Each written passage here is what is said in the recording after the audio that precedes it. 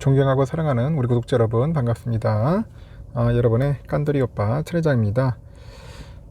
이제 또 오후 시간을 맞이해서 여러분들에게 또 아주 흥미로운 이야기를 한번 들려드릴까 합니다.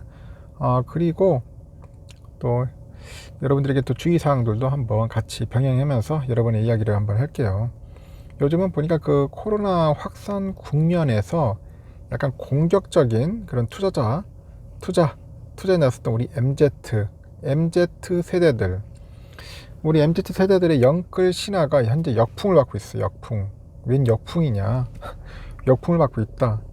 현재 막대한 유동성하고 초심자의 행운이 가져다준 그런 달콤한 수익에 취했던 우리 MZ 세대들이 최근에 수년간 경험하지 못했던 이 초인플레이션과 강도 높은 통화 긴축에 속절없이 와르르 무너지고 있는 겁니다. 솔직히 인플레이션 이게 뭐 40년 만에 이렇게 오는 거는 진짜 겪어보지 못했을 거예요. 웬만한 사람들도 처음 겪어보는 거라다 보니까 상당히 지금 멘붕일 겁니다.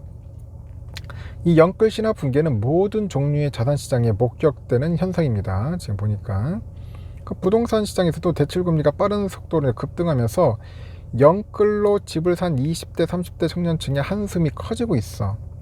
또 금리의 역습, 이 금리의 역습에 이자 상환 부담이 또 눈덩이처럼 커지고 있고, 최근에 보니까 한국은행 그 금융통화위원회 그쪽에서도 기준금리를 한 번에 0.5%포인트 인상하는 그 사상 첫 빅스텝을 단행을 해요. 빅스텝 단행을 했고, 시중은행 그 신용대출 최고금리가 연 6%에 육박합니다. 벌써 신용금리가 무서워서 돈 쓰겠어. 6%씩 나오면은.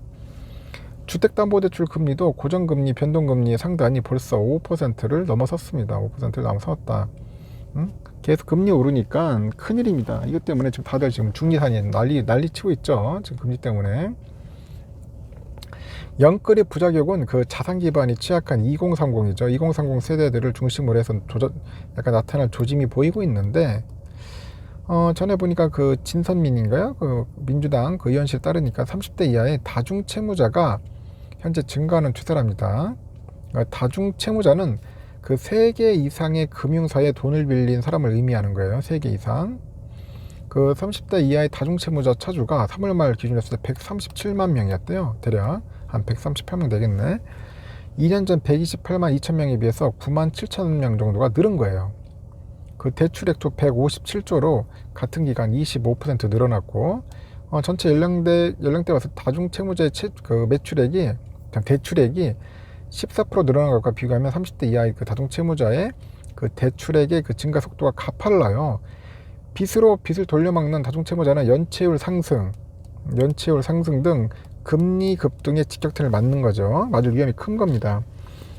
특히 레버리지 투자가 횡행했던 가상자산 시장 그야말로 초토화됐어요.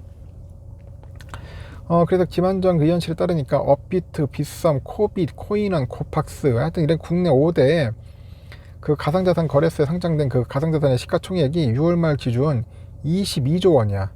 지난해 말 53조 3천억에 비해서 31조가 날아가 버렸어. 31조가 날아갔다. 국내 그 가상자산 투자자는 총 558만 명인데 이 중 MZ 세대가 55%에 달한답니다. 코인 투자자 2명 중 1명이 MZ예요. MZ 세대라는 거죠. 뭐 주식시장도 예외가 아니야. 예탁 결제에 보니까 지난말 2030 그 투자자가 유가증권 시장에서 41%를 차지했는데, 하락장에서 손실을 본 이들 가운데 2030 세대가 많을 것으로 현재 추정이 가능하고 있고, 올 들어 코스피는 속절없이 추락하고 있고요. 최근 코스피 12개월 확정 실적 기준에서 PBR이죠. PBR이 0.8배까지 밀렸어요. PBR은 주가를 주당 순자산 가치 BPS, 이 BPS로 나눈 값인데, PBR 1 미만이면 주가가 청산 가치에도 못 미친다는 의미입니다. 특히 2030 세대는 그 레버리지를 낀 투자자가 많아요. 그래서 충격이 큽니다. 그 신용을 낀 주식 투자는 급락장에서 반대 매매로 이어져. 그 수급악을 더 부채질하고, 시장이 급락해가지고 보유 종목의 평가액이 특정 담보 비율을 약간 밑돌면요, 그 증권사는 주식을 강제로 팔아버려가지고 원리금을 챙깁니다. 강제로 팔아. 그 담보 비율이 통상 140% 정도예요. 그 금투협회에 보면은 6월 20일 기준 국내 5개 대형 증권사의 담보 부족 계좌 수가 12,152개래요. 6월 초가 1,088개보다 10배 넘었어. 10배나 늘었더라. 그럼 급락장이 펼쳐질 때마다 이 가운데 상당수 계좌가 반대 매매로 청산당할 것이라는 추정이 가능하고, 신규 주식 투자자하고 20대 이하 주식 투자자의 75%는 신용 융자 거래로 손실을 봤습니다. 적극적으로 신용 거래를 사용하는 20, 30대 이하의 젊은 투자자들의 수익률이 낮게 나타났다고 그렇게 보는 것 같습니다. 그래서 상당히 요즘 안 좋다는 겁니다. 좀 큰일이네요. 지금 보니까. 하여튼 이런 부분들이 없었으면 좋겠는데, 우리 젊은 친구들 혹시라도 보면은 될 수 있으면 영끌 같은 거 함부로 하시면 안 되고, 이런 어렵고 힘든 하락장에서는 될 수 있으면은 대출은 뭐 대출커녕 신용은 절대 쓰면 안 되겠지만은, 하여튼 몰빵이나 이런 거 하면 안 됩니다. 절대 하락장에서는 굉장히 조심해야 돼요. 조심해야 한다. 항상 우리가 버는 것도 중요하지만 지키는 것도 중요한 겁니다. 지키는 것도 중요하니까 함부로 이렇게 투자하는데 뇌동매매 하면서 하시면 안 됩니다. 감정에 의한 매매하면 안 돼. 제가 우연히 글을 보다 보니까 우리 구독자분의 글이에요. 이분은 보니까 89,000원에 들어왔다네. 89,000원. 89,000원에 들어와 가지고 막 물타기를 한가 봐. 물타기를 계속 했어. 해가지고 작년이죠. 작년 여름 분위기 약간 좋을 때, 이따 8만 전자일 때겠죠. 물타기 쭉 내려가지고 8만 전자일 때 살짝 좋을 때 익절을 했어. 익절을 하고 다시 인전 그걸 가지고 삼성 우선주로 해가지고 이제 갈아탄 것 같습니다. 전량 갈아타 가지고 현재 삼성전자 우선주가 몇 주에서 2,850주, 평단 72,000원. 72,000원이다. 그래도 많이는 모았네요. 많이 모았는데 평단가가 약간 높네. 우선주 치고는 약간 높은 것 같습니다. 그 이후로는 내가 볼 때 물타기를 안 한 것 같아. 좀 사긴 사더라도 평단은 거의 요지부동인 것 같다. 그냥 수량만 봅니다 하는데 어쩔 수 없어요. 돈이 없는데 어찌하겠습니까? 그냥 가만히 있으면서 관망하면서 흔들리지 말고 그냥 본업에 충실하세요. 본업에 충실하고 또 뭐 이때다 기회가 싶어가지고 막 신용 끌었어가지고 그렇게 투자하지 말라는 겁니다. 무리하게 할 필요는 없어요. 저는 될 수 있으면은 레버리지나 신용은 안 하시는 게 좋다고 생각을 해요. 안 하시면 좋다.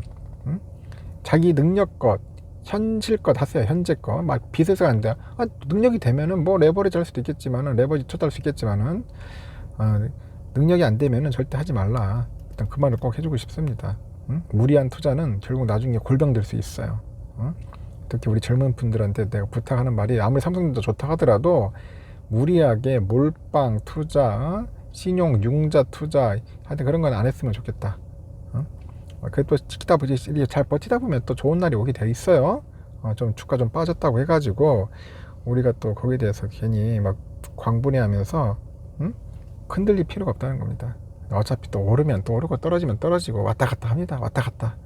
왔다리 갔다리 하면서 이렇게 흘러가는 거니까 그런 흐름에 우리가 일일이 하지 맙시다. 일단 여기까지 할게요. 하여튼 힘내시고 절대로 빚내서 비투하지 맙시다.